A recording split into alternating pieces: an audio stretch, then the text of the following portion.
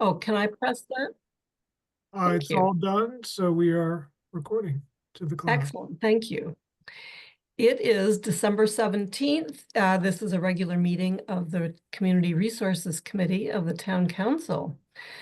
Pursuant to Chapter 20 of the Acts of 2021 and extended by Chapter 2 of the Acts of 2023, this meeting will be conducted via remote means. Members of the public who wish to access the meeting may do so via Zoom or by telephone. No in-person attendance of members of the public is possible, but every effort will be made to ensure that the public can adequately access the proceedings in real time via technological means. I am going to take a roll call and see if we can hear and be heard. I'm going to call on Pat. Can you hear us? Present.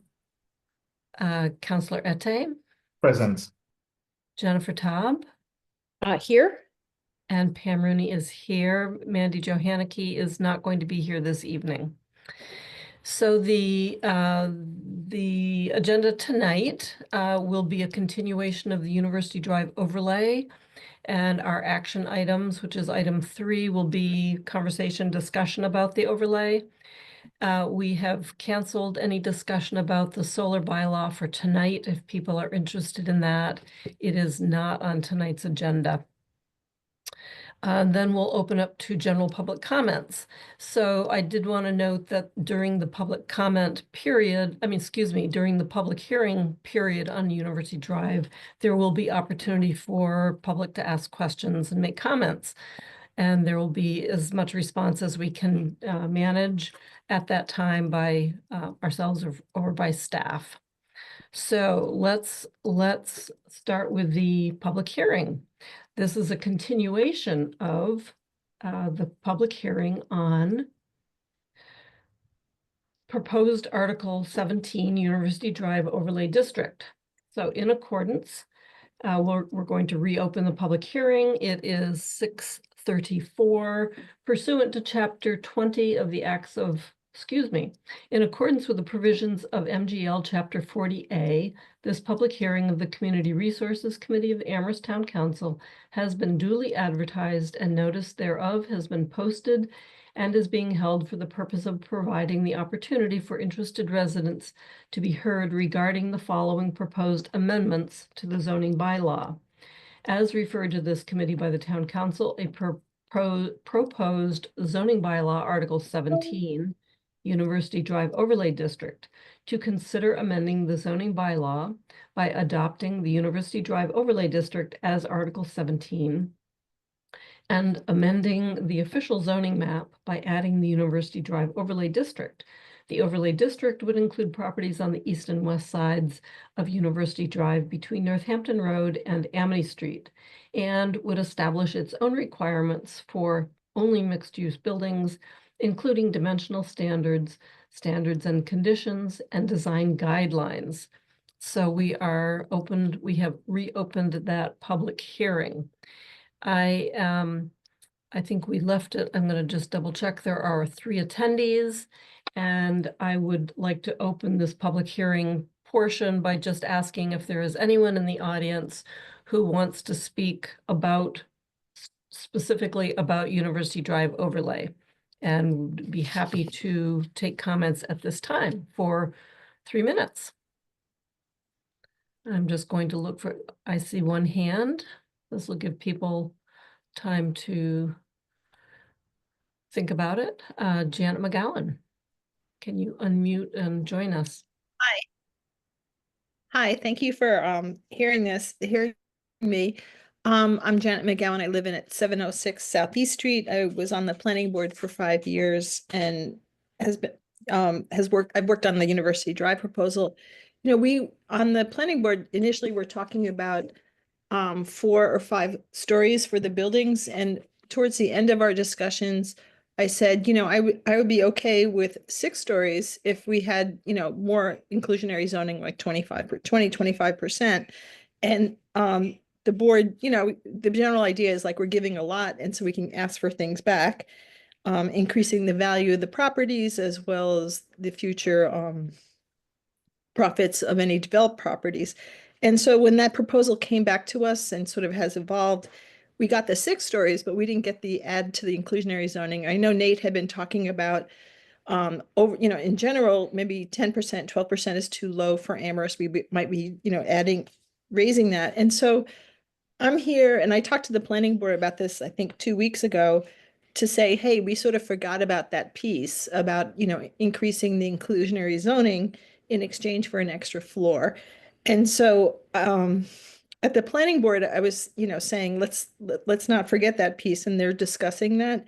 And the question to me is, so, I mean, not the question, but so I just did a very quick look at what I consider sister communities to Amherst, like Somerville's inclusionary zoning overall for, you know, 30 or more units is 20%. In Cambridge, it's 30% for larger units. In Boston, goes from 15 to 17%. And then they also add on 3% of units for vouchers, residents with vouchers, like Section 8 vouchers. So that takes them pretty much to 20%. And it's really hard to find spots for Section 8 vouchers. And the reason why I'm sort of saying these are our sister communities and not just looking to local communities is the rents. Like you know, my son lives in Jamaica Plain. He rents a really large 3-bedroom, 7-room apartment, and they're paying about $3,400 in rent. And you know, the average 1-bedroom in Boston is like 2,400. And so I did a quick survey. You know, Aspen Heights on Route 9, is charging $1,930 for a 450 square foot studio. They also have studios that are slightly larger at 2,300. The 1-bedroom is 3,200, or maybe the 2-bedroom is 3,200, and that's topping in at 501 square feet. One East Pleasant has a studio that's 429 square feet at $2,000. A 1-bedroom at 560 feet is between $2,100 and $2,175 or $2,290. So I mean, these are really high rents. Kendrick Place. Janet, I'm going to interrupt just for a second. If you want to share that kind of information, it would be great if you emailed me, and I can pass it along to Okay. other members. Yeah, so it's no surprise that these are really high rents for the area. And, you know, in most of the buildings I'm mentioning don't have any inclusionary zoning because that was preceding the change adopted by the town council. And Nate had noted like when Kendrick Place opened up, rents all over the community raised because the ceiling had gotten so hot, so much higher. Everybody thought like, oh, I could add $100, $200. And I think that steady upward creep is just because of this very high priced housing. And then what seems to be an endless demand for students to live in Amherst and parents' ability to pay for that. And so Thank you. getting back to 6 stories, 25% may be a great idea. So I'd like to keep advocating for that. Thank you. Thanks a lot. Would anyone else like to speak from the audience? I'm not hearing it or seeing any hands. So I would like to then proceed with some of where the conversation left off last time, and that was I put out a request to our members to send questions to Nate and the planning department if you had questions or comments about the University Drive overlay that would give him a chance to look at the questions and see if there were some responses or if there's some explanations of that. So I think one thing that I had asked is that the questions that I sent in and the questions that Councillor Haneke sent in actually be added to the packet, and they were not posted. So I don't feel comfortable putting my own questions into our folder, our SharePoint folder, but would love to. So I'm going to ask Athena again to make sure that they're posted for the next meeting. But so Nate, you were the owner of all questions asked. Sure, yeah. So, we received questions from Pam Rooney and Mandy Jo Haneke. There were some just general comments that were received since the last CRC meeting and planning board meeting. kind of about, affordability and what's happening with businesses and other things. I was prepared to kind of walk through all the kind of questions and comments in the two emails. There's a few pages of them. I will say staff met to discuss them, and I don't have anything necessarily to share. We have a revised draft of the overlay that would, change a number of things in response to the questions both from the CRC and planning board. And so, I guess I'll just summarize those things, and then we can go in more detail. So the boundary of the overlay, is not proposed to be changed. So, whatever was the boundary is the boundary still. I think there were some really good points brought up about what happens near Charles Lane in terms of impact to the residential units there in the neighborhood, and then also, kind of on the southern end. And so, staff is proposing to have, a really large setback there, possibly 50 feet or 100 feet with a 30-foot buffer of, vegetation and screening. And so it would actually be more of a buffer than there is now. And then also having a reduced height of buildings on the back of the property to 3 floors or something. So, we're looking at having some conditions to protect kind of that neighborhood and some of those.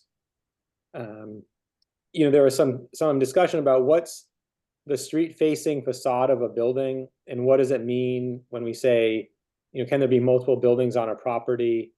And so, there were some inconsistent terms in the bylaw. We used a few different things for the front of a building. And so really it's going to be the street facing facade, and every building will have a street facing facade, whether or not it's, along the frontage or if it's, step back or behind a building. And I could share my screen and do an illustration, but, even like a second building, a mixed use building on the property will still have a street facing facade, right? It might be behind the first building, but that street facing facade will still be required to have a non-residential component, the 75% to a depth of 24 feet. And so, there really is no, we're not allowing or waiving the requirement for mixed use buildings if it's a second building on the site. That was kind of a question. And so, this is an overlay zone. So all the base zoning's in place. So a lot of University Drive is limited business. And then on the east side, there's some office park. And so there was questions asked, what could happen if someone wanted to put in another building and besides a mixed use building?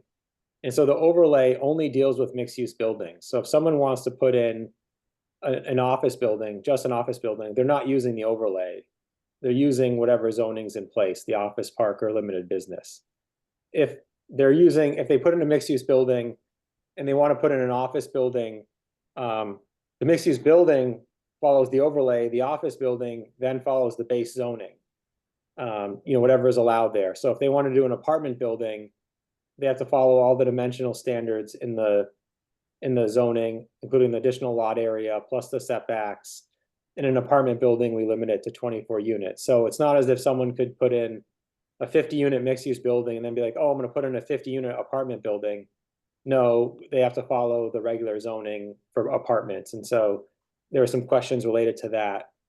There is a kind of a possible issue with lot coverage and building coverage if you have multiple buildings some are using the overlay standards and some are not. The setbacks aren't an issue necessarily. And so, we would say that the permit granting authority would determine the appropriate lot coverage if there was a building that used the overlay and a building that doesn't. Right now, if we didn't do that, the building commissioner could determine it based on some proportion of the lot for one building and some proportion of the lot for another building. And we could make that work.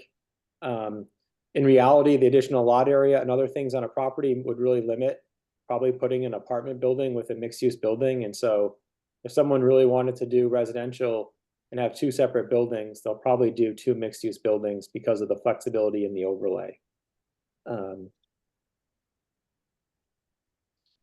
There aren't many provisions to waive some of the standards. And so, Mandy Jo had asked, well, there's no provisions to waive the dimensional standards. What about the parking and the design guidelines? And we're really not allowing waivers. So we'll rewrite some of those to have some flexibility, but really, if we're saying the facade has to have, some articulation and step backs and some kind of treatment, some horizontal banding between the first and second floor, a developer can't come in and say, oh, I have my second building behind the first one, can I just make it a blank facade? They still have to follow the design standards because, people will be walking there or driving there.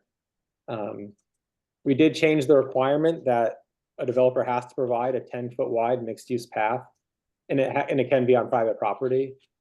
And so we put in, and we think that's possible. So we did speak with one developer, and they said, sure, they'd be willing to grant easements to the town for that. And something that is done quite often. And so, there may be some redundancy with the sidewalk along the west side of University Drive, and then the the access drive, which would turn into a multi-use path. But University Drive, that sidewalk along the street would kind of be phased out as as projects are built out. And so, if 422 Amity on the corner is developed, that section of sidewalk along the street could be eliminated.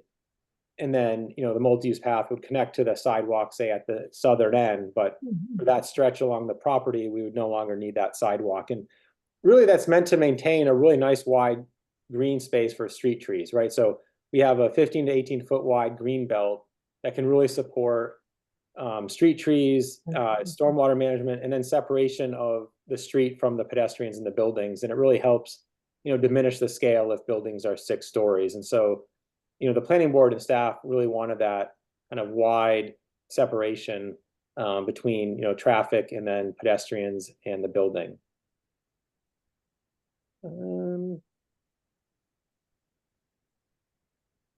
Yeah, I think I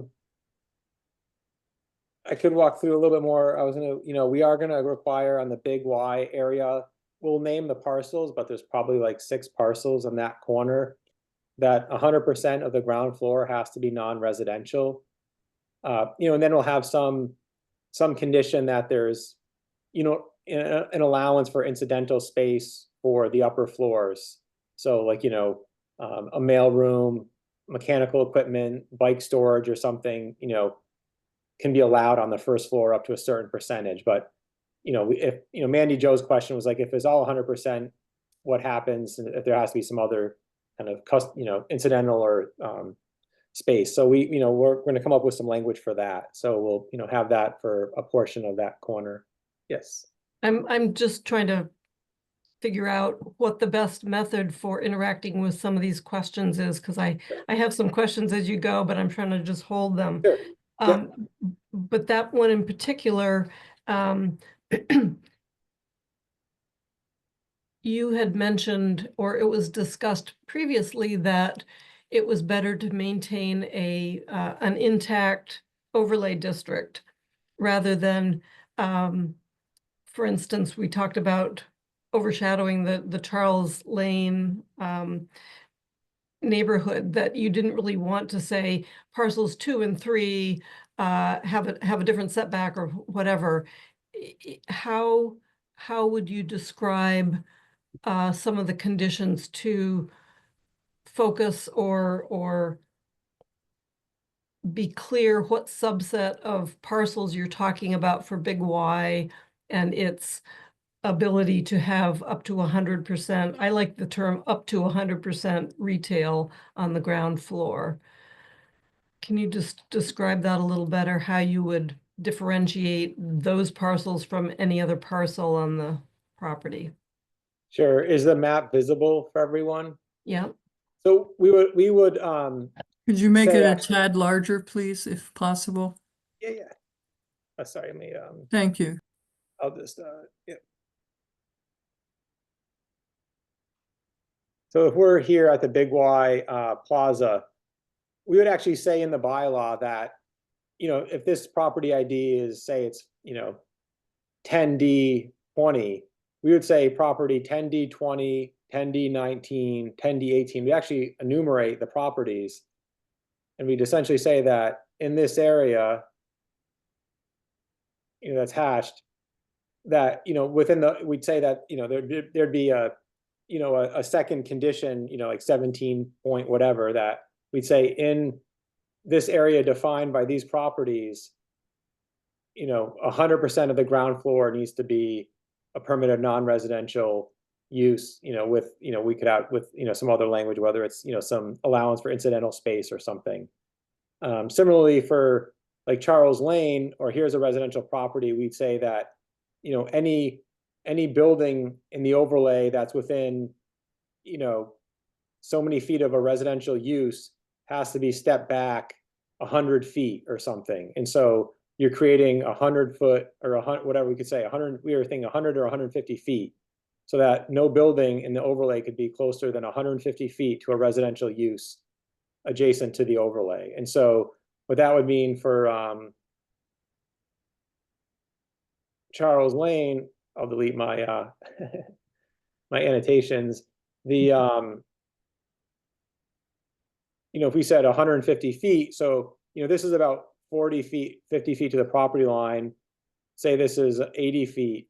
So we'd say, well, a building in the overlay has to be 150 feet from any residential building, and it can only be 3 stories at that setback. So then we're creating a buffer like this adjacent to any residential property. So it's actually set back further than what the existing building is, and it's limited to 3 floors in height. And the idea would be then what we're really trying to do, right, is encourage development along the street frontage. And so if someone wanted to, this building in the BL is not non-conforming. So the existing building could still use BL and develop how they want it. But if they want to do a mixed use building in the overlay, they have to follow this, additional setback in the back. We're still allowing, a 24-foot setback out front, which is somewhere around here. And they could do, one building like this, and they could put a second mixed use building like this. And so in this instance, though, they'd have to have a 150-foot setback, and it would be limited to 3 floors, at some distance.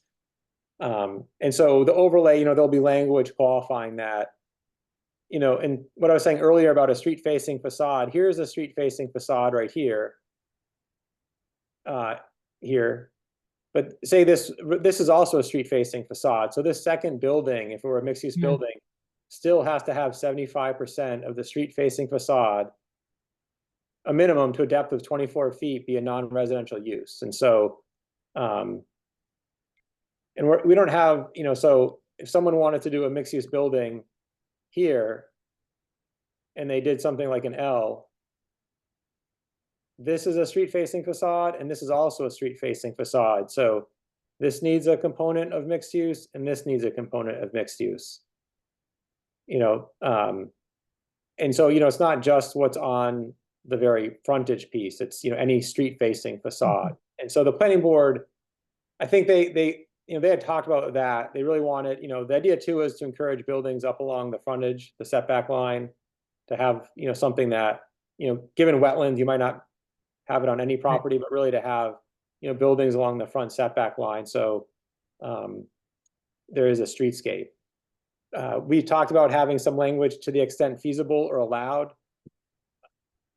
It is difficult. There are a lot of wetlands here. And so, this building right here, there's wetlands on this part of the property, and there's wetlands here. And so this building really couldn't be much wider. Maybe, if we eliminated some parking, it could be a little bit bigger up on the front, but really there's a small area on this property that is developable given the wetlands. It could also be said that on, some of these properties, we'd want as much along the frontage developed as possible, but if there's some wetlands here, maybe the building is,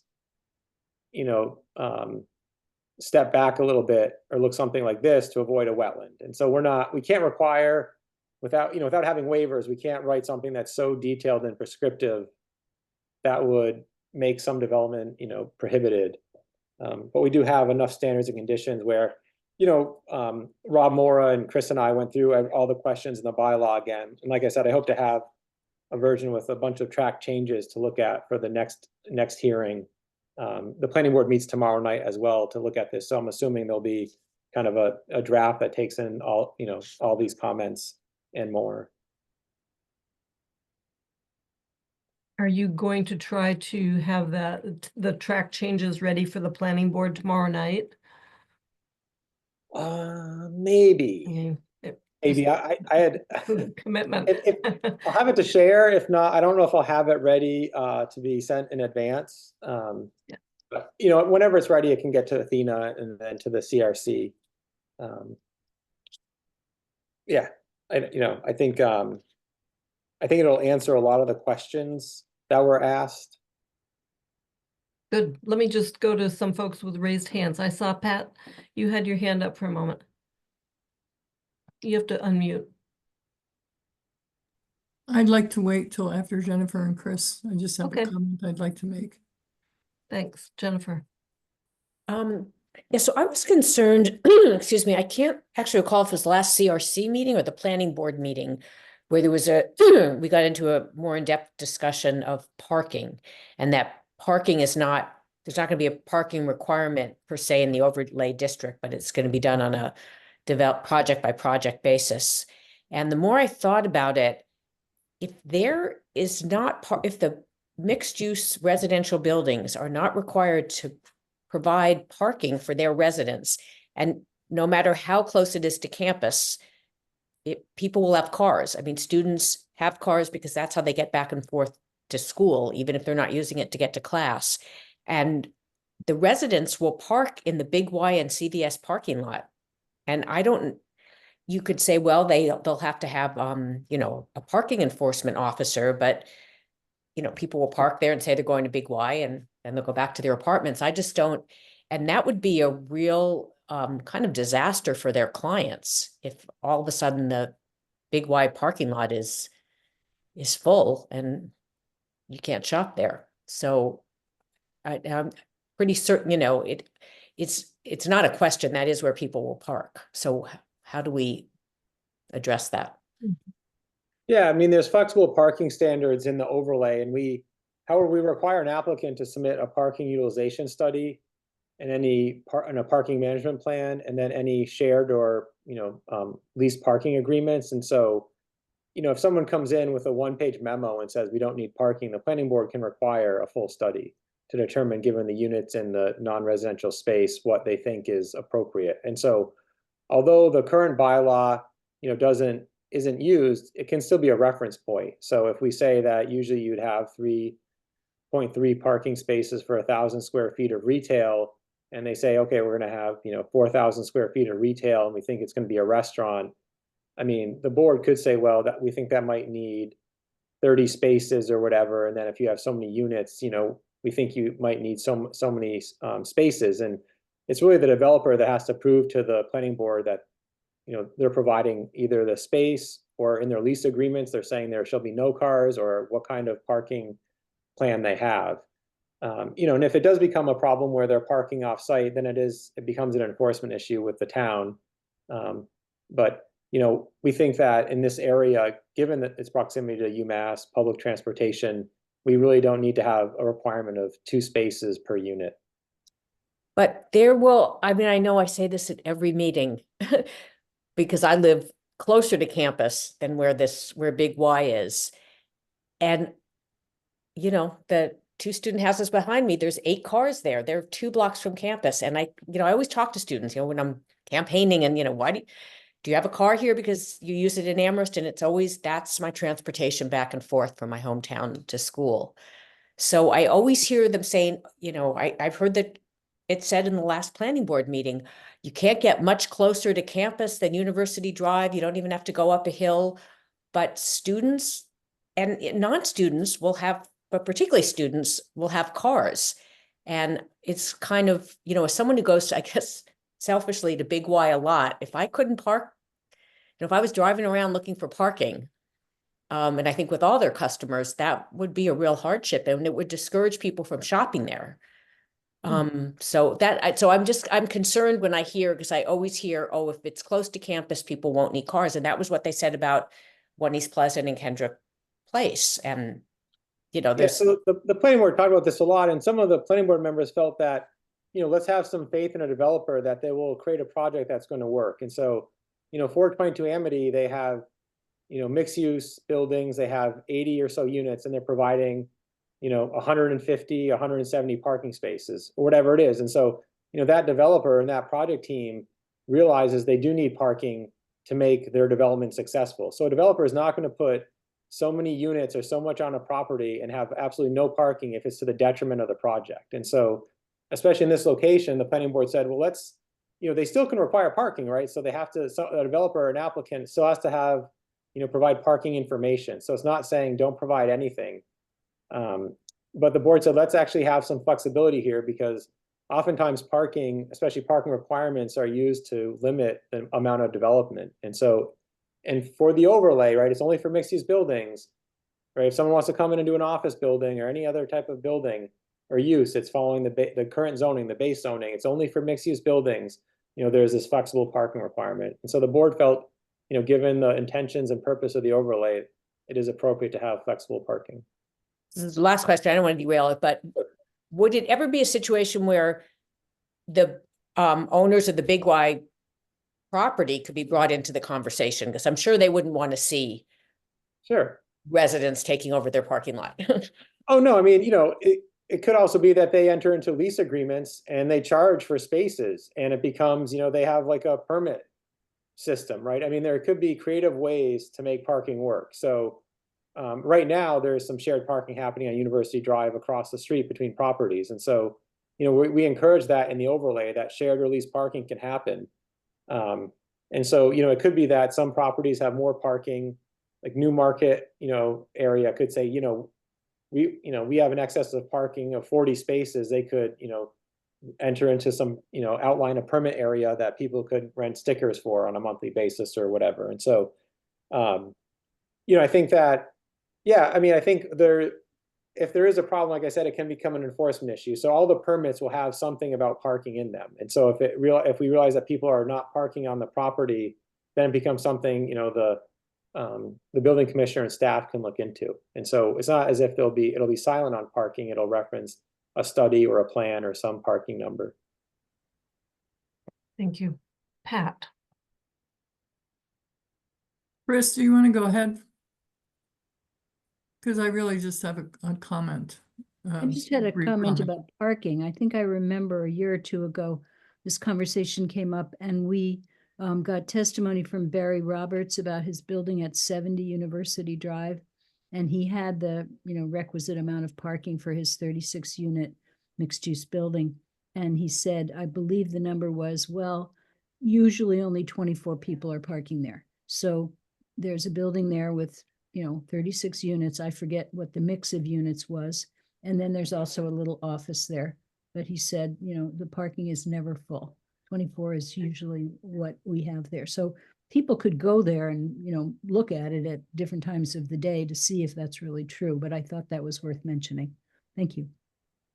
Thank you. Pat? Thank you. I want to acknowledge that the parking can be an issue. We have students who are using Amethyst Brook parking a lot now for overnight, but it's usually if somebody's visiting or something.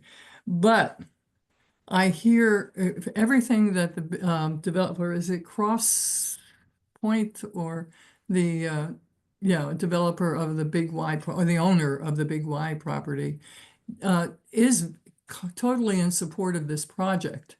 And I don't think he would be if he was that frightened of parking issues. So I think we need to be careful about when fear gets in the way of making a decision. That's one comment. I understand it at one level, but it also, I think, gets in our way as a community. The other thing for me is, Nate, I am so appreciating the responses to these questions that have come up. As a member of CRC, it would have been really helpful for me to have it in advance in the packet. And, we have information coming on the solar bylaw that we don't have and we won't be able to look at until we're in the meeting. It makes everything take longer. So I appreciate your work, and I'm saying, hey, could we get a little more? It is because I feel like the responses you're giving are very clear and very specific, and they support the idea of an overlay, not necessarily taking over everything. We had a parking overlay in the CVS parking lot. Nothing's happened. It is a potential.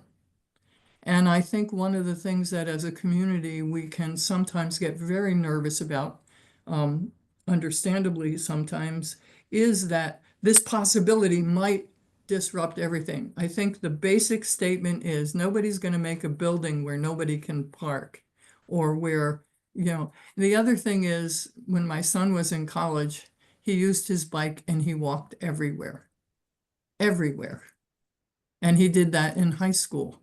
So I think that I want to give students more credit for not using vehicles.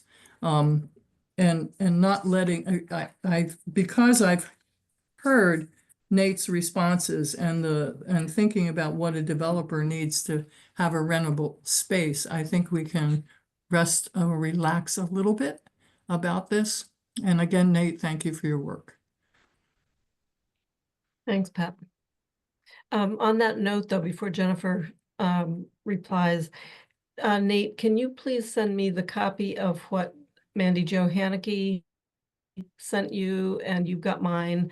And again, Pat, I would have gladly put them in. I wanted them in our packet tonight, and they didn't get posted. So Yeah, no, I know can't- that, I and I can't appreciate control that it. you wanted it. Yeah, Yeah. it makes a big difference for us on the committee and how Yeah. much we use our time. I know we actually get to think about the questions ahead of time, right? Right. Jennifer.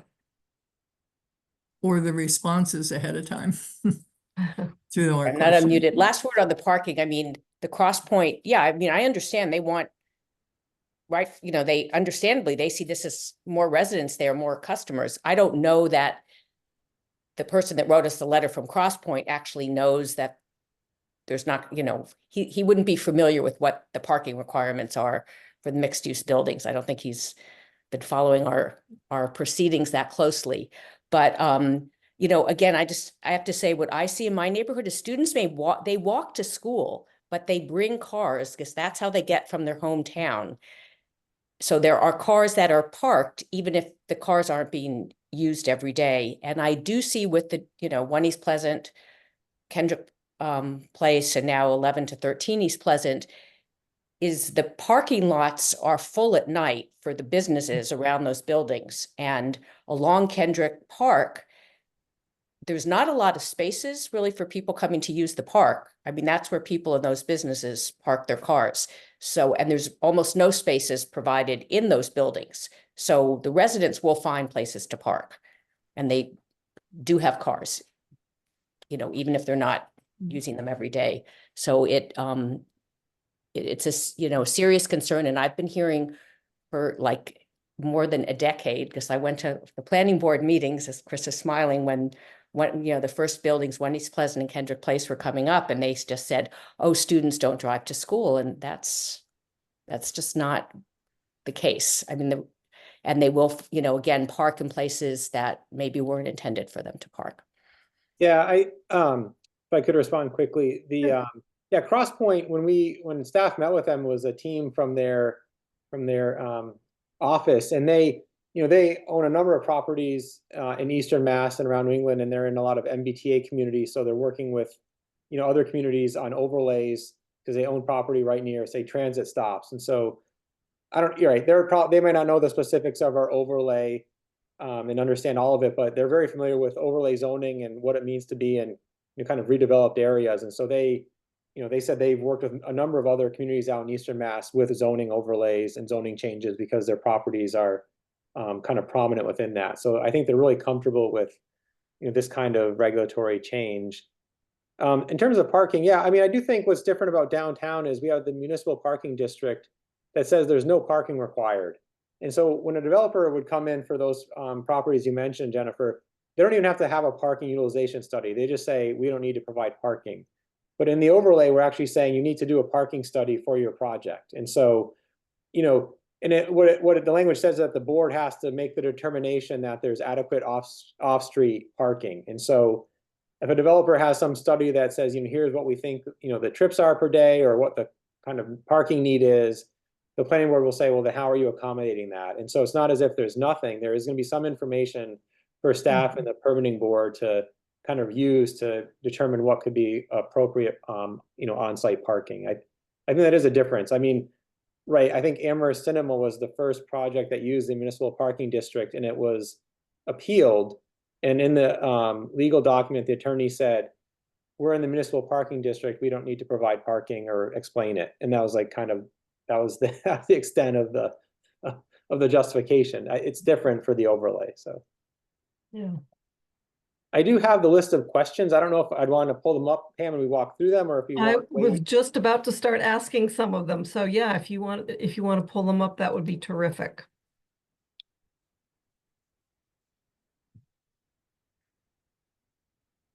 If that's visible for everyone, I can, Pat, can you see that? Good. Okay, Nate, you want to start going through those? Sure. So for the outreach, we emailed we mailed the property owners a legal notice and the memo. We didn't contact businesses individually, so it was the property owners that were contacted. And then, some reached out with questions. There weren't many. There wasn't a big response, to be honest. We reached out to Big Y. Cooley Dickinson has come to a few of the planning board hearings. And one other property owner called with like a simple question, and then that was the end of the conversation. They didn't, so we haven't had a lot. We haven't done the outline of buildings or setbacks. That's something we could do. I mean, I will say that every site is different, and so we have our setbacks, we have a building envelope.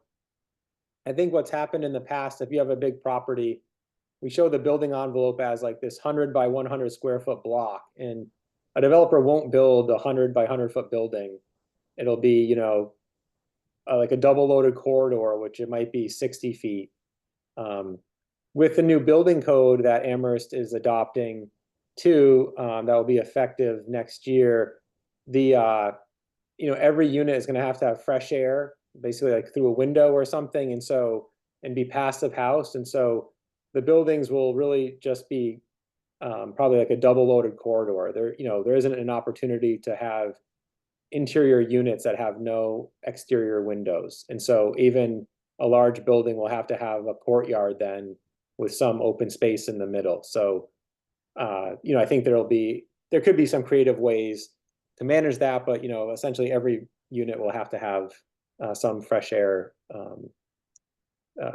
intake. And then we could diagram the public sidewalk and multi-use path. Like I said, we talked to one owner and developer, and they would easily grant the town an easement for public access. And then as the sidewalk, as the development happens on the west side, the sidewalk could be eliminated. Number Existing 4.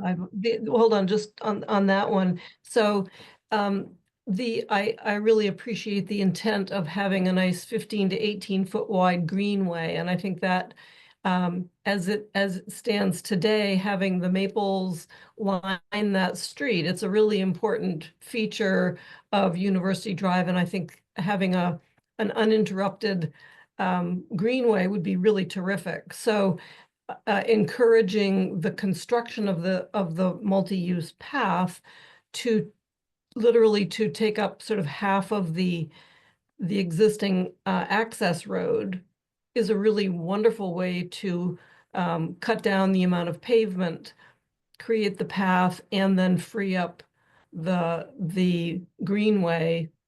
So I'm just hoping, from my own perspective, I'm hoping that that's really pushed in how you articulate the description. Yeah, and so that goes to number 4. We're Yeah. now going to say that a minimum 10 foot wide multi-use path is required for public access on private property. And so we think we can do that with the overlay. And so, it'll be outside the right of way, but it's something we think we can do. And an attorney, the one developer and their attorney thought that was fine too. So, I will say too, to that aspect, with the Dodson and Flinker downtown design standards, it's something similar, right? If we think in the downtown, we want 15 foot wide sidewalks, our right of way and our property lines aren't uniform and consistent and parallel to the curb. And so, if depending on what happens in the downtown design standards, we might have a setback that then creates a sidewalk on, some private property, which we've done downtown before. And so it's a similar thing happening on University Drive. I think we can do that and maintain that tree belt. I agree. The planning board was really hoping we would maintain both sides of the street as a nice green belt. and multi-use path. The current, the 5 stories and adding affordable units. Yeah, this has been discussed, Janet mentioned it earlier this evening. I do think that what we've heard, given the kind of building climate and the financial implications of having more affordable units, I don't recommend necessarily having an increased percentage. A percentage is a proportionality anyway. So if we have a 6th floor and you have more units, you will get more affordable units. Some communities, I think Janet mentioned Cambridge, I think they do it actually on a floor area basis, not on a number of units. And so it's a percent of the floor area. And some communities do it differently. We do it based on units. And so some do it proportional to floor area or by, unit breakdown by bedroom size. I think the hope really is to have development occur here. If there's a really strong interest, at some point, I think I said last time, if you run some numbers, if we're at 12% and the difference is 80 to 100 units, there is, a unit change, but not a lot. And so, I'm not sure increasing it to 15 or 20%, to me, 20% becomes actually what a comprehensive permit requires. And to me, that's more than what we would want in this overlay. I actually think it would probably deter development. And so, the planning board thinks that, and staff too, that more units are better, right? So the idea is to try to get more units here and have projects and not necessarily have a deterrent. Building height, yeah, 70 feet would be the maximum. Agreed that other things on the roof don't count toward height. I don't think actually a developer, I'm told that 70 feet is actually a code requirement for high-rise construction. And so a developer will try everything to be less than 70 feet. They will have 69.5 feet, 69.7 feet. But if they hit 70 feet, it triggers a whole set of different code requirements and building requirements. And so I think if we say 70 feet, it'll be less than 70 feet. And I make that comment because from my window, I get to see Kendrick Place building, and the sun sets a half an hour earlier in my window because of Kendrick Place building than it does elsewhere. So I'm very aware of the effect of even something 400 feet away. So it does have an impact, especially on the residential districts nearby. Right, that's why we were proposing, on the residential, kind of in relation to some comments below, of having, a different height and a pretty large setback. Wetlands, yeah, we won't write anything in the zoning bylaw for wetlands. We do have really good wetland regulations and stormwater. We'll have pretty soon the stormwater regulations. We also have a bylaw. And so, a developer has to go through other permitting. Probably most redevelopment projects on University Drive will have to go through Conservation Commission review. Number 8. Yeah, I understand this question. I don't think it's a zoning issue in terms of how can we keep businesses there, or how do the current businesses enter into the new spaces? Most of the businesses there probably have some type of lease arrangement, whether it's a 5-year lease or a 10-year lease. And so if a developer came into a property today and wanted to redevelop it, they either are going to have to, wait out the lease term or go through some legal action or make a pretty big payment to break the lease. And so the business, they could try to negotiate to come into the new space. I think if we really wanted to have businesses stay, it becomes something that, it could be some tax increment financing or something else that's an agreement between the town and the owner and the businesses, but it's not a zoning relief. It becomes a financial or an assessment or tax relief, and it's a different avenue. I don't think we can write that into zoning. So, we do have an affordable housing tax incentive that's been used once, and so it's something that the town has to approve, and someone applies for it. And I think, if we wanted to, maybe we could set up a similar program for the overlay, but I don't think we can require that the existing businesses then be housed in the new construction.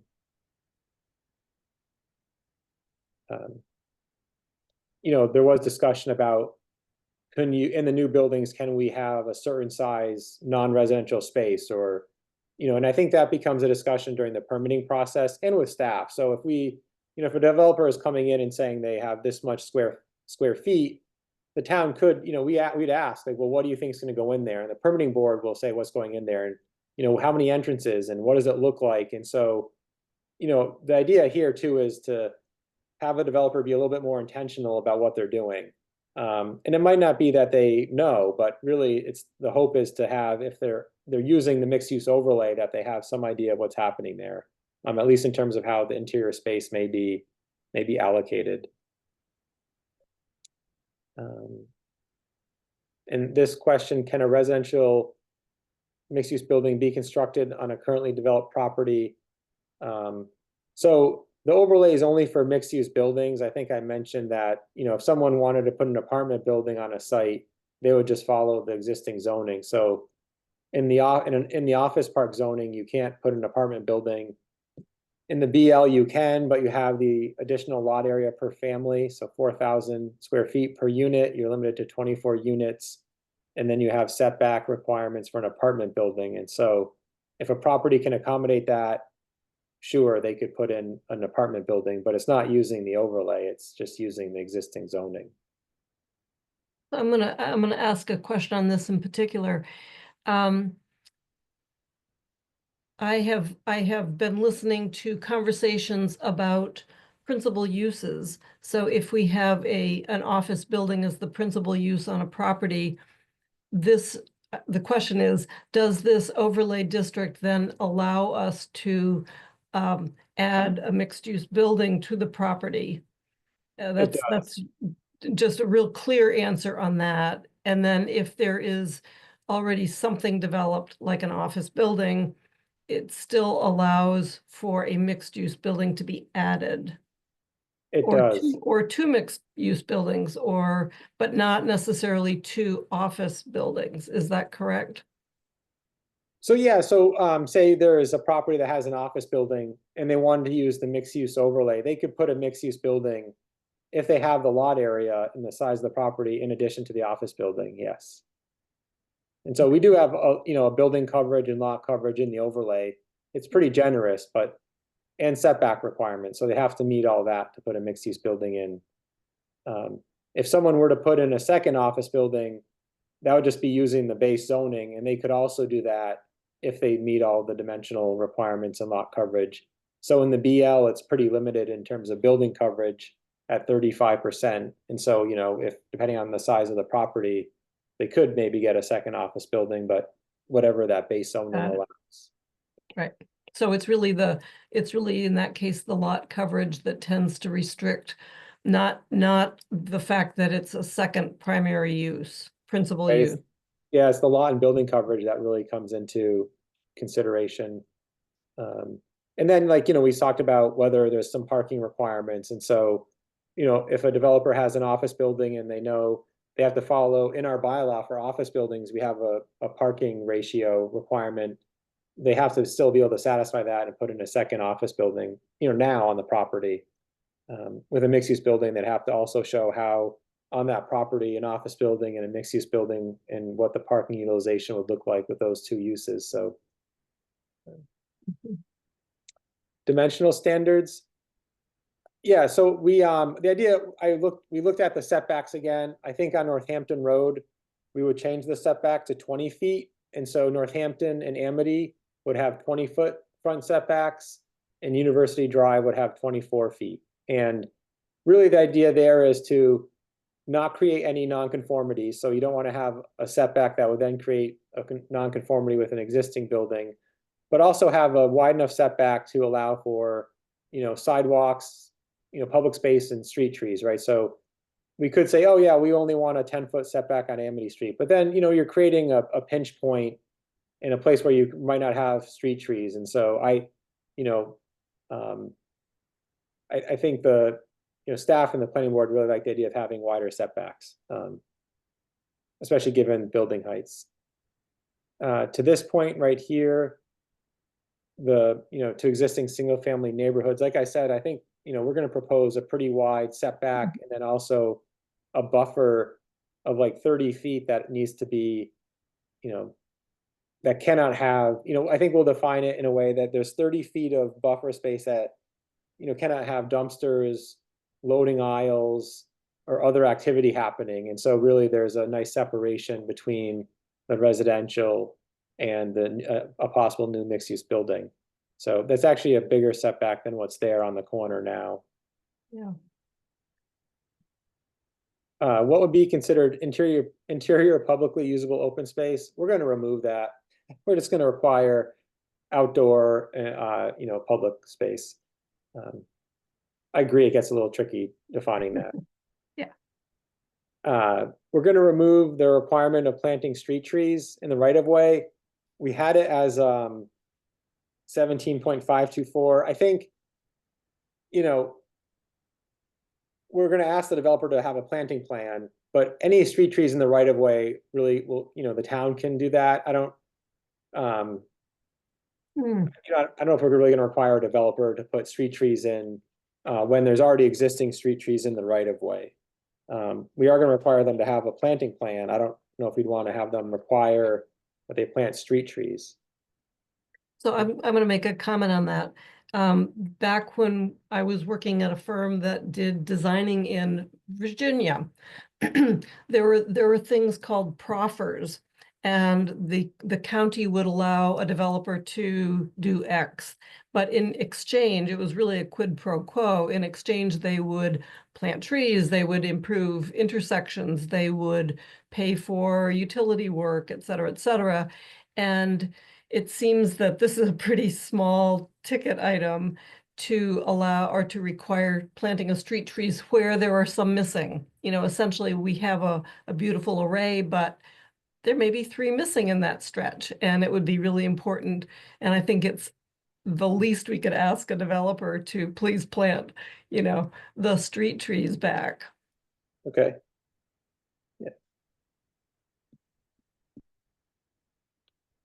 Yeah, we could,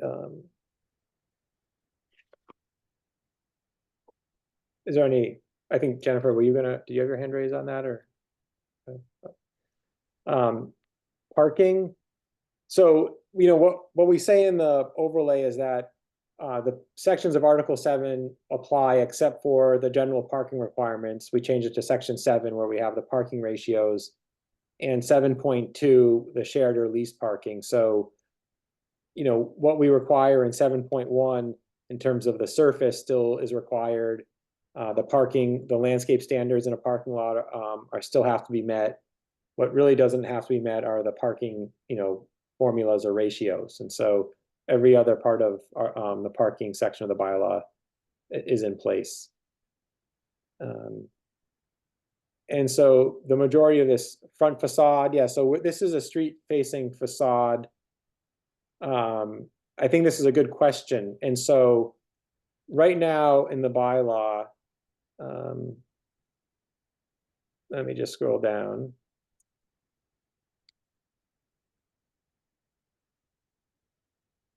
Well, I think what this question is getting at is if this is a property, if this is the street, and we have a property here, what's to stop someone from doing something like this and have a smaller street facing facade, right? Is that kind of the point that I think what that question is saying? So we haven't said that, we say we encourage that most of the buildings are along the frontage, the setback. So if this is a setback line, but we don't have a strict requirement that it be on this setback line. When we had proposed changing the BL overlay in downtown, we had some language that said, a majority or, at least 50% of the frontage. So, half the property, the building had to be at least, along 50% of this the building had to be along this frontage. We aren't that prescriptive in the overlay. And so I think it is a good question. Staff is considering, do we want to have some language about, if you have this big of a property, do you require some percentage of the frontage that the building be generally along the frontage? So you wouldn't have something like this. I will say that, one developer I spoke with said that, if this are a property, they might like to do something like this. This is really, just generic, but this would become a pedestrian area. So this is an alleyway. So although they're only required to have 75% of these two be, the mixed use area, they would want to see it more here and have the pedestrians be here, which is fine. But right now the overlay isn't, what we're specifying is this street facing facade. And in any part of the building that's up near the frontage needs to have, as much on the frontage as they can. We don't have a specification there. So, I think that's something we could consider changing to get at kind of that question. And it's a, it's a kind of a design consideration in what we'd want. So on that note, if the goal is to have a vibrant and pedestrian-oriented street, then you do want to, nudge people toward pushing stuff to the front. Yeah. All right.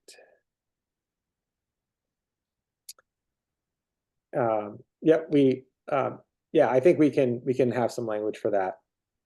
For the parking lots, we added that. It was already in there, but we're now more explicit that there has to be screening to adjacent homes or properties and single family homes. Mechanical equipment, we do say that it needs to be screened and not visible at the, to the determination of the permit granting authority. So I think to say that it can't be visible at all is really tricky. But we have a few conditions that say it needs to be screened and placed in, low visibility areas and then screened as determined by the planning, the permit granting authority. So we're trying to cover it, but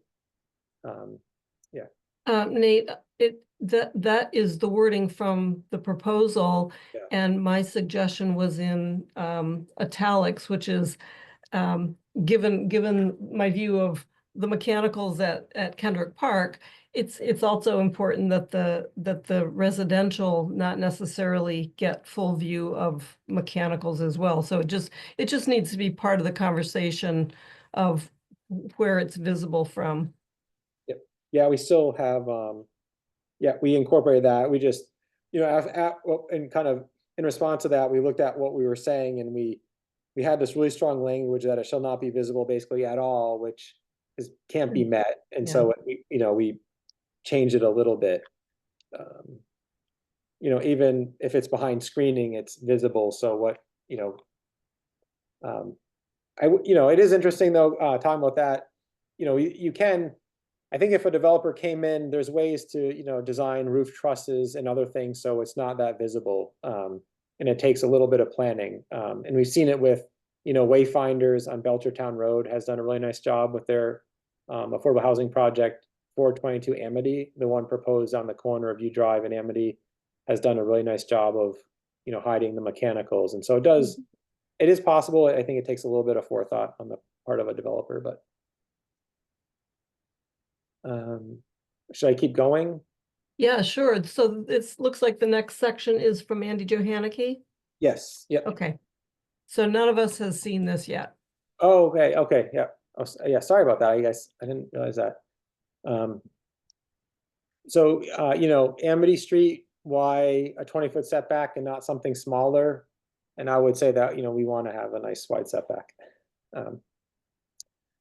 U Drive, 24 feet, is it the right amount in Route 9, 25 feet, what's the rationale? And so, like I said, it's 20 feet now, we're gonna, recommend a change on Route 9 to 20 feet to match Amity, and then the 24 feet on University Drive on both sides is really, what we think is appropriate in terms of keeping, like we said, a green belt and a multi-use path. Is 65 feet tall enough? I think we covered that. So the permitting of mixed-use buildings, are any of the requirements waivable? And so really what we say that, the dimensional standards, so the setbacks and things can't be waived. What's in the other section, so in the overlay, we have, the permitting of mixed-use buildings, which is the requirement for a certain percentage of, non-residential space. And then we have standards and conditions related to project open space, screening of things, and none of those are really waivable. And so we, right now in the bylaw, in some areas, we allow the permit granting authority to waive almost a lot of things. And we're not requiring that in the overlay. So if you want to use the overlay and put a mixed use building in, you have to put a mixed use building in. You can't say, oh, but can I waive it and make it a smaller mixed use portion? No, you can't. Even if it's a second mixed use building on a site, you have to put in the mixed use requirement. There are a few conditions that will be changed to say something like, to the extent feasible or as determined by the permit granting authority. And so we realize that, we can't be absolute for every standard and condition. So there's 2 or 3 that might be changed to say, at the discretion of the permit granting authority or something, just because, the way that's written now, it's almost, it might actually prevent anything from being built, but we're not going to have a waiver provision for anything, necessarily, like you can waive something. Currently in the bylaw, there's 2 sections that deal with mixed-use buildings. We have a definition in Article 12, which says it's a building with at least 1 dwelling unit in combination with any permitted non-residential space. And so we're keeping that definition. It's, pretty generic. And then the only other part of the bylaw that talks about mixed-use buildings is in the use chart, section 3.325, where we have all these standards and conditions that essentially define a mixed-use building according to the bylaw. And none of that applies in the overlay. And so we say that. So the overlay has its own standards for the mixed-use building in terms of what percentage is non-residential, all of that. Currently we say that no more than 50% can be 1 bedroom size.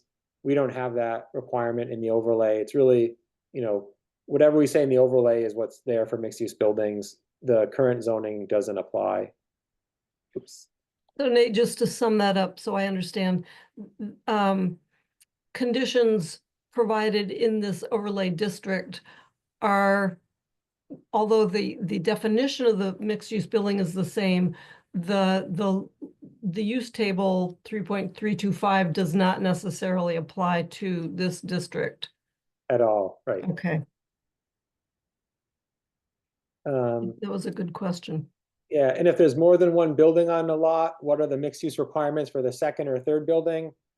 And I think, we already answered that they still have to be a mixed-use building. So, and we'll clarify that in the bylaw too. So anyone, it's not really an interpretive question anymore. It's something that will be clearly understood.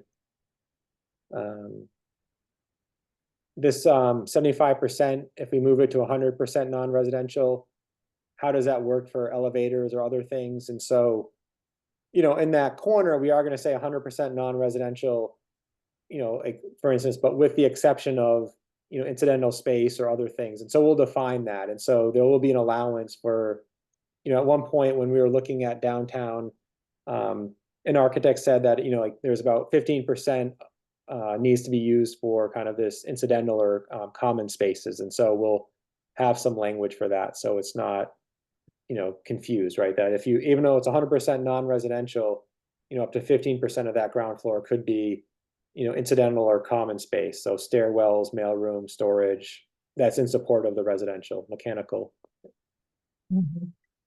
On that particular item, is there a possibility of saying 75 to 100% non-residential? And that would give flexibility to the Big Y parcel, the CVS, where they may not have any intention to do residential at all, but could we give a range rather than being restrictive to parcels? I mean, I'd be happy if somebody up the street decided to put in 100% commercial.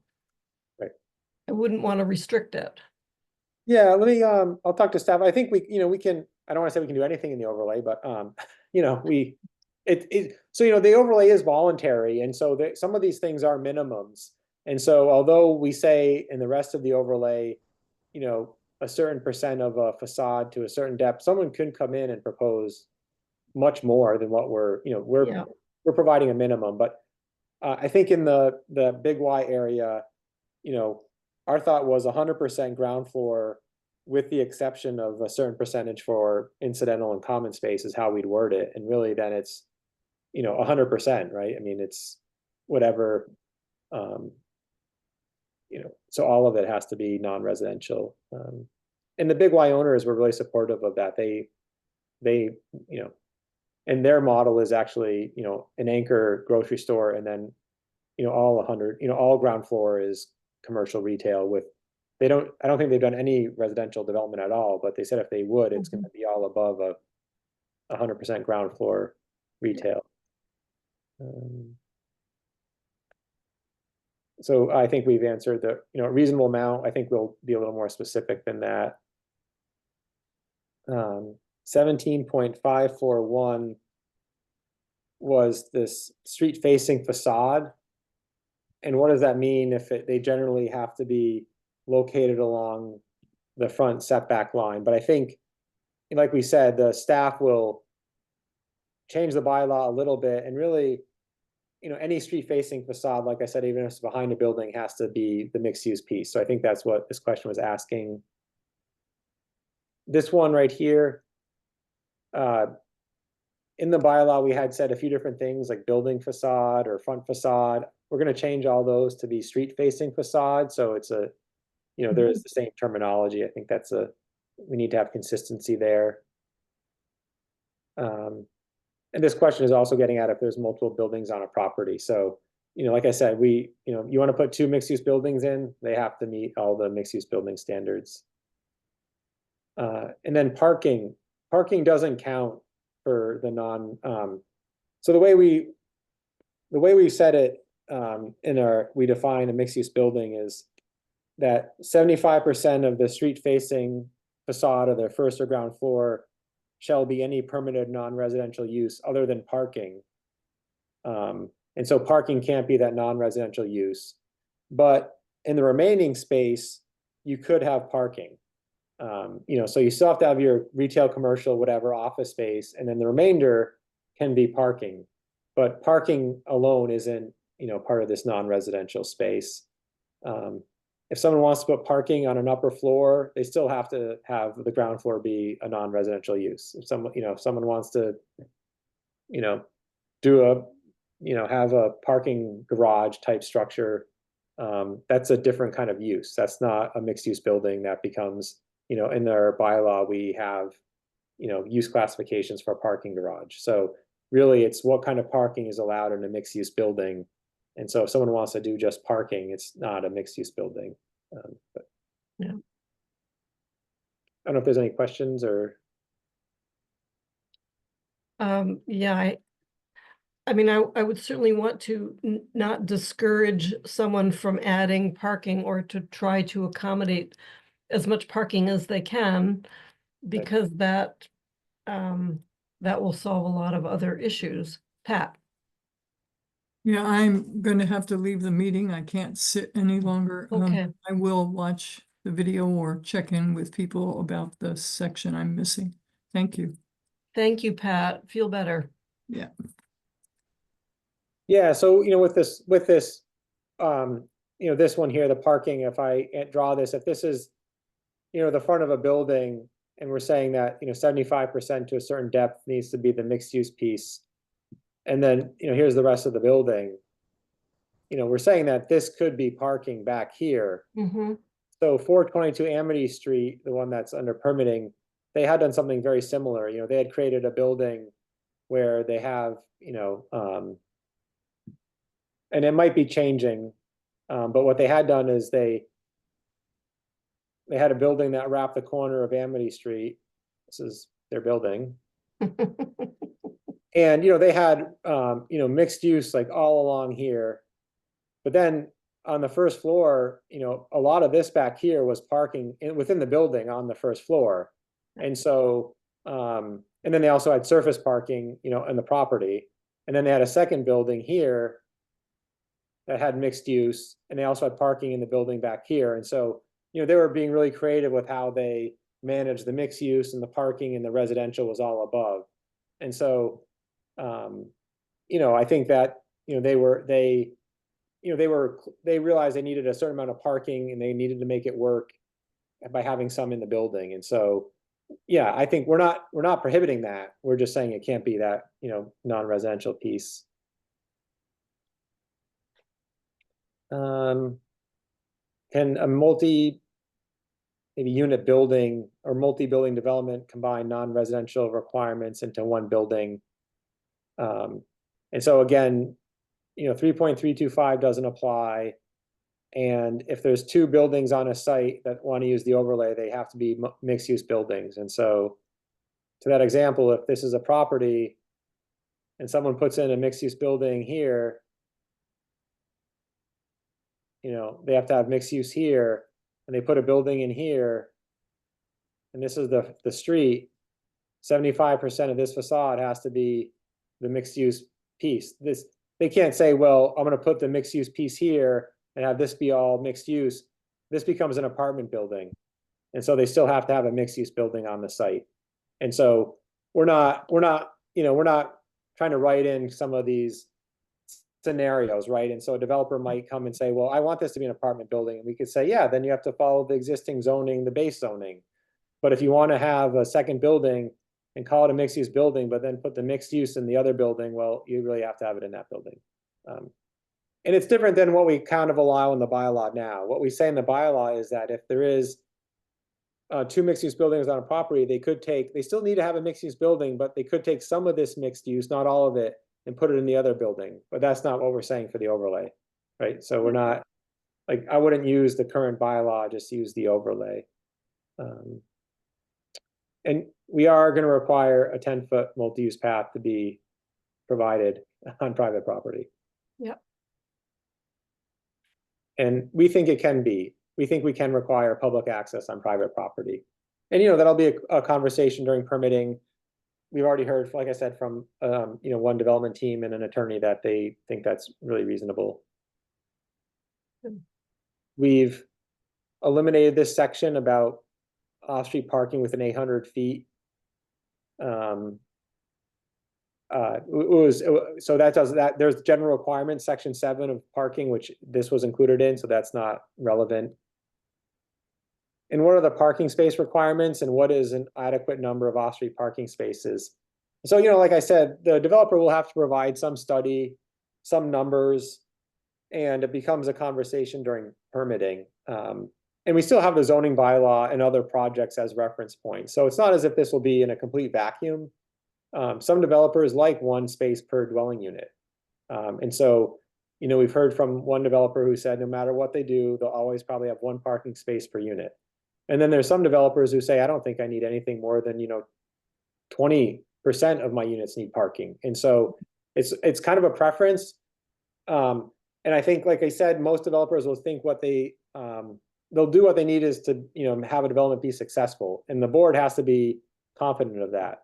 So a parking utilization study isn't a memo. It's hiring a traffic engineer or a consultant to actually, you know, use best practices and standards for typical buildings in terms of what they think the parking is, given, you know, all the variables on the site, whether it's public transit or bike share or biking or, you know, proximity to where there could be other parking if there's students in the university. And so it, you know, it will be a pretty thorough document.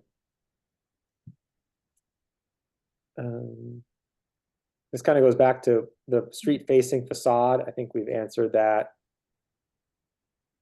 So on the east side of University Drive, say where there's the Cooley Dickinson building and the office building, it's office park zoning, and it doesn't allow mixed use buildings. So it doesn't allow mixed use buildings. So, you know, if someone wants to do a mixed use building, they have to use the overlay. And so I don't, you know, for this one, you know, again, we're not using 3.325 of the zoning bylaw. Apartments are permitted in the BL, so that's on the west side. And they would have to follow the dimensional standards and the requirements in the bylaw. So yeah, you're limited to 24 units in an apartment building. You have some other requirements in terms of unit breakdown by bedroom size. You have to follow all of that.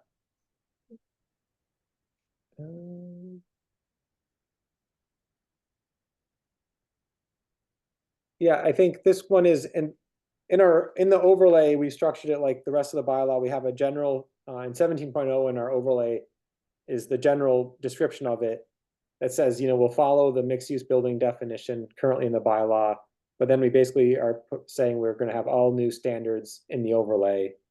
And then we have a purpose section that says, you know, the purpose is to have, you know, multi-unit building, denser development, year-round activity on the street with buildings, a multi-use path. And so, you know, for these questions, really the overlay is about permitting mixed-use buildings.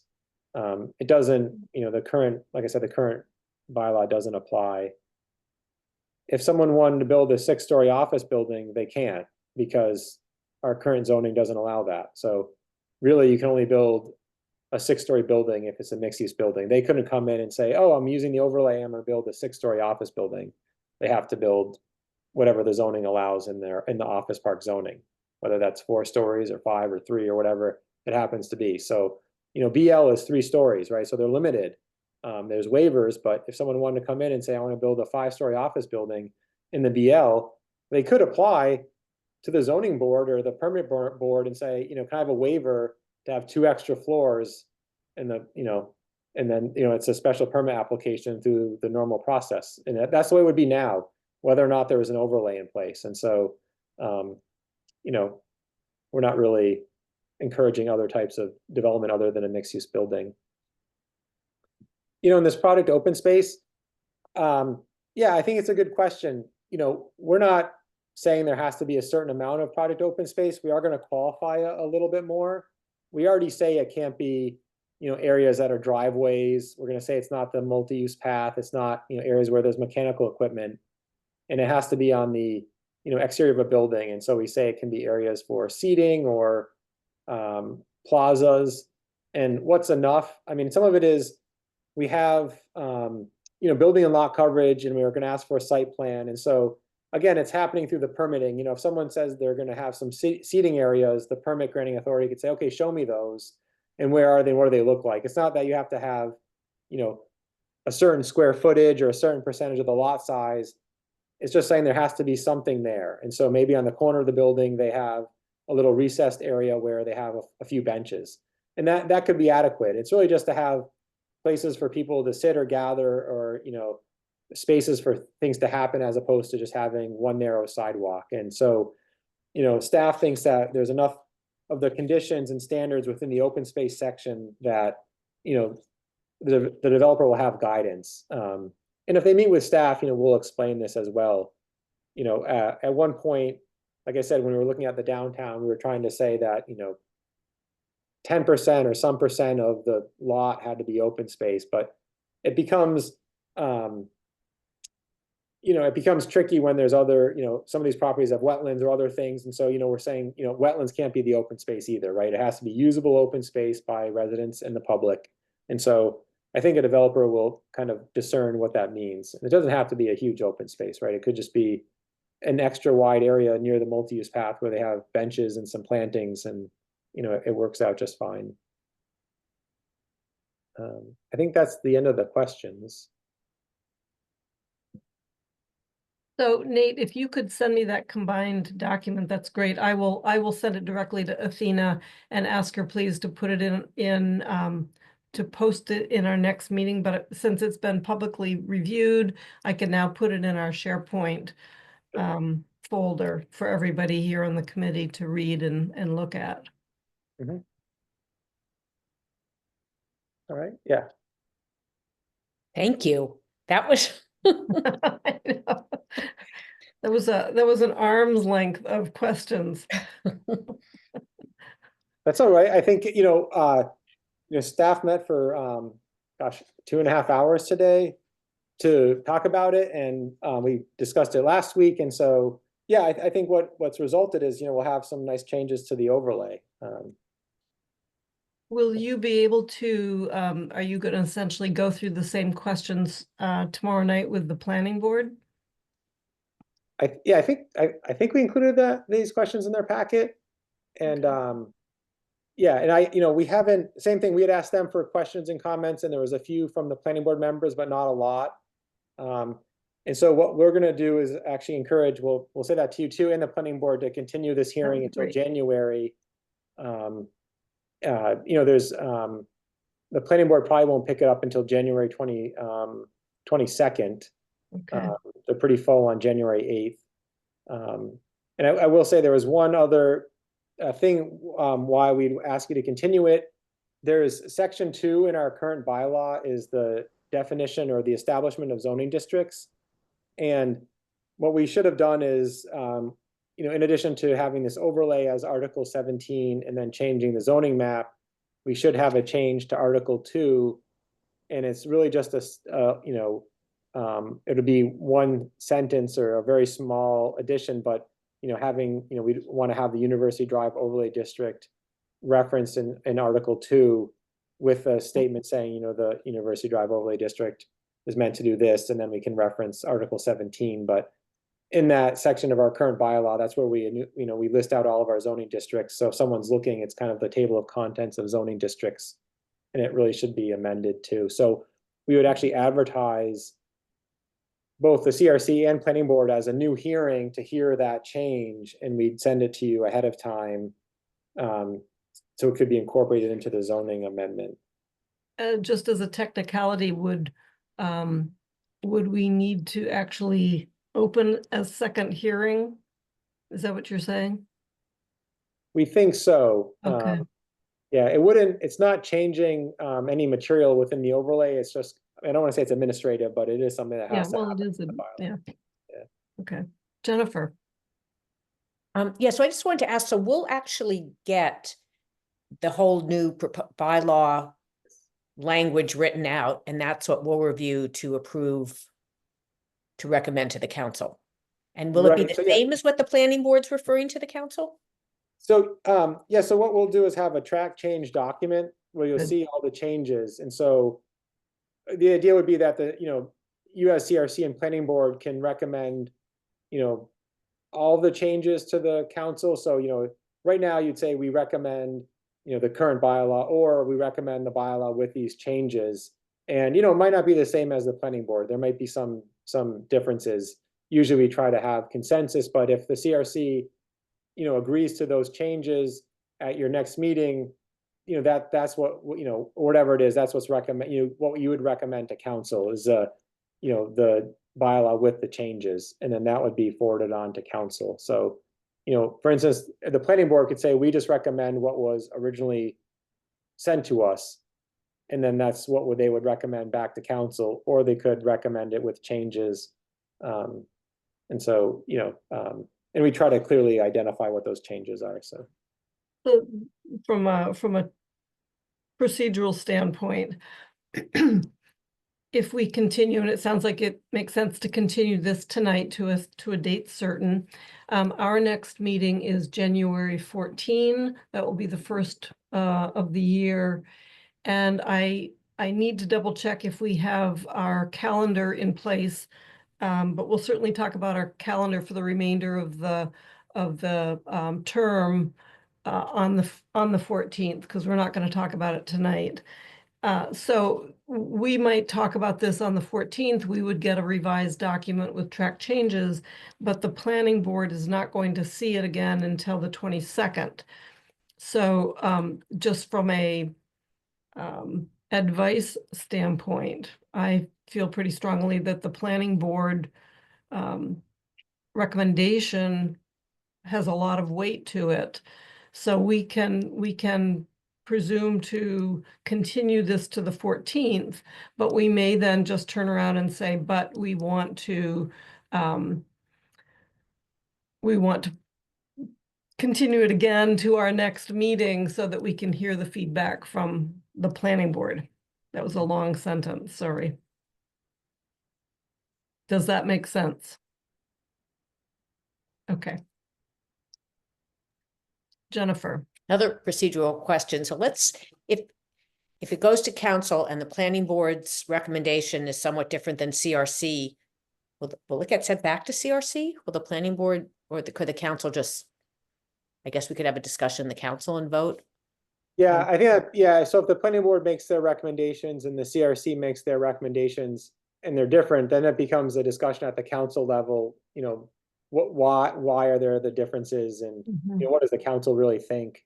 You know, I don't, you know, what will be presented to the planning board will be really what's then presented to you. So it's, you know, we're not having two separate documents. Really what we're trying to do is incorporate changes from both Yep.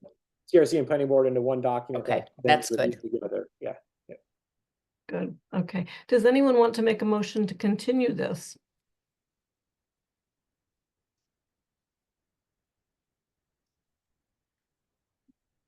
Jennifer, are you getting ready by? I thought, 10:30?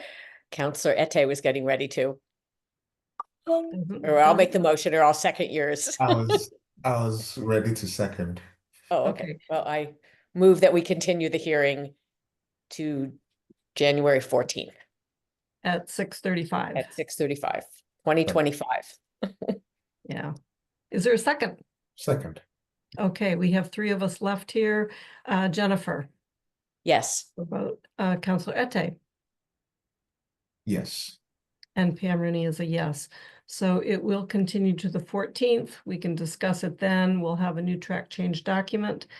And this is very, very helpful, and appreciate yeah, Chris thank you. and Nate and Dave and Rob Mora for the time spent in putting it together and understanding the complexity of it. So thank you all very much. And have a good holiday. Pam, I Yes. just, See you. Thanks, Happy New everyone. Year. Yes, just want to appreciate Nate one more time, because Yeah, thank you. That was great. Yeah, It was like a class.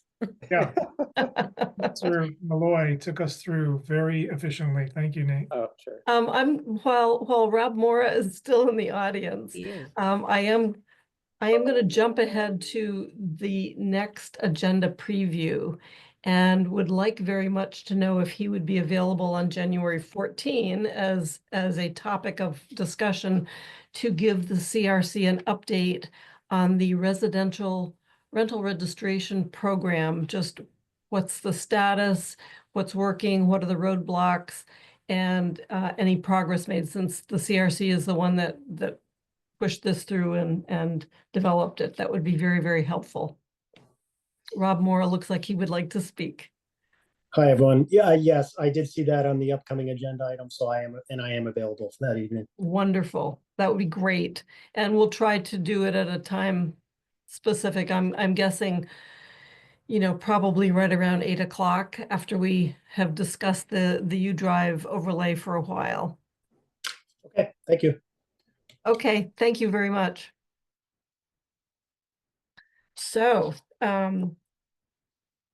general public, we had some general public comment as part of the overlay, but I want to open it up again to general public comment on matters within the jurisdiction of the CRC. And you are welcome to express your opinions and ideas and comments for up to 3 minutes. Is there anyone in the audience who would like to speak to anything within the jurisdiction of the CRC besides university overlay? I'm not seeing any hands, so I will move on to item 5. We have no minutes to approve. We have not had minutes since April, so just kind of waiting on that. Next agenda preview, as mentioned, we have the University Drive overlay. I'm just reading from my list. Chris Brestrup has provided or has developed, she hasn't provided it yet, but has developed at least a comparison of submittal requirements from the proposed solar bylaw compared to current ZBA or planning board submittal requirements, and I suspect that she has something written up, and I would like to spend some time on that. It may end up being after our, it's gonna be kind of a full agenda, but hopefully we don't spend that much time on overlay.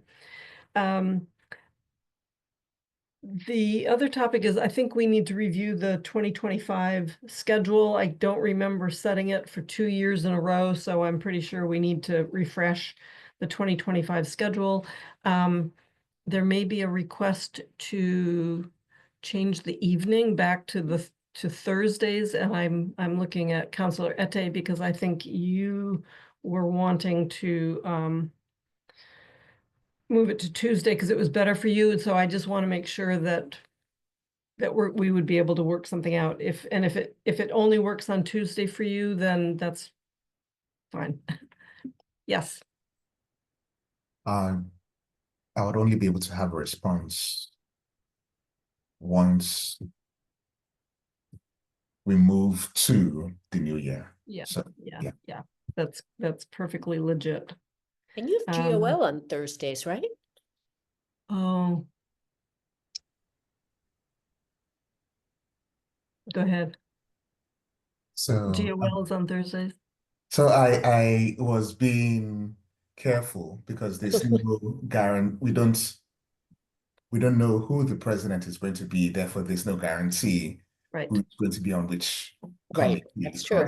Yes. Correct. And on that note, this is the opportunity, if you want to be, just for your information, if you want to be on a different committee, this is a really good time to let your wishes be known.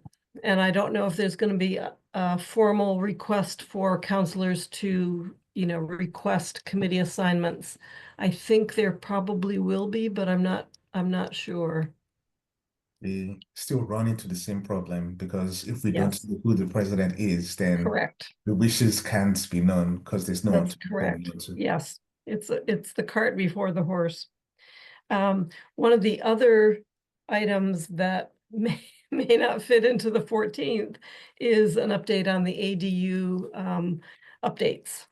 And I know Nate and Chris are working on adjustments of our ADU bylaw to meet state standards. So at some point it would be very helpful. I don't actually know when that comes to the CRC, but it's coming. So it's a future agenda item. There are no announcements. Nothing anticipated 48 hours in advance, and I'm ready to adjourn for a month. Can I move to adjourn? Yes, you can. Yes, you I can. move to adjourn. Second. A second. Okay, we're gonna take a vote, but before we do that, I just want to say thanks to David for just sticking with us and being our liaison and helping us through all this. My role is fairly small in all this. It's That's why I okay. really wanna- It's Rob and Chris and Nate, and Yeah. they're the backbone of these zone, particularly the zoning Yeah. work. They're just phenomenal. The number of hours, and as you know, Chris has retired, but he is so dedicated and committed to this and the solar bylaw, and the search is ongoing for our future planning director, but Chris is right there with us 20 hours a week. So it's great to have her, but 20 hour, that's great. Thank you. Kate did Yeah. a stellar job tonight, I thought. Yes. Yeah. So Dave, just thinking about staff time, I think it was an unforeseen consequence of having council committees, which end up, machinating the same topics that planning board talks about and other entities in town talk about. And our town staff is having to support both us and their normal town committees and commissions. It is draining, and I think it's a real time-consuming thing. I don't know. I mean, we're trying to go through our process. We're trying to be thorough. but it is so redundant with exactly what the planning board is dealing with right now, and this part of it really bothers me. Yeah, no, I appreciate that. I don't want to belabor this meeting because you're adjourning, but yeah, every time we launch on some new zoning initiative, we haven't quite got it down, like all the pieces since our form of government changed. So we looked to Northampton some years ago to see how they do it, and we're not quite there yet. I think we have these starts and stops and overlaps, and so it's something to work on in 25 and 26 is how do we make our process more efficient, both for you, staff, and the public, of course. How do they tune in? Mhm, 'Cause right. it's a big commitment if you really want to follow a zoning article. It's huge, or the rental registration, the changes to that. So anyway, I don't want to belabor your evening, No. but It occurs to we're me all that, committed to making it better. yeah, it occurs to me that perhaps there should be something that is that an article, a bylaw, whatever it happens to be, is referred to the town committee that deals with it first and let them pull it through to a much more completed state and then refer it to CRC or then refer it to TSO so that there's been, let them do the work that they expect to do and are, Jennifer. I don't want to cut you off, finish. No, I'm just thinking the solar bylaw, because it went to the solar bylaw working group, which has real expertise, and then it came to us, and now we're redoing it. I mean, we're essentially reworking the whole thing, so, yeah. That's a great example. without their expertise, which is, Yeah. Yeah, this So- might be so- something you all have a conversation at the council level based on the charter. Yeah. Mandy was there from the beginning on the charter and the creation of the charter, so, maybe when we have a and- council retreat. And Athena is also expert on these matters, so. Yep. I really look to them and to the full council to, look ahead and say, how do we be as efficient with everyone's time as possible? Right. Thank you, Dave. And I'm going to take a vote now to see if we want to right. adjourn. Councillor Ette, Yes. Jennifer Taub, Yes. and Pam Rooney is a yes. So happy holidays, everybody, and we'll see you next year. Good night. Happy Happy New Year. holidays, Thank you. everybody. Thank Take you. care. Bye-bye. Thank you. Thank you. Take care.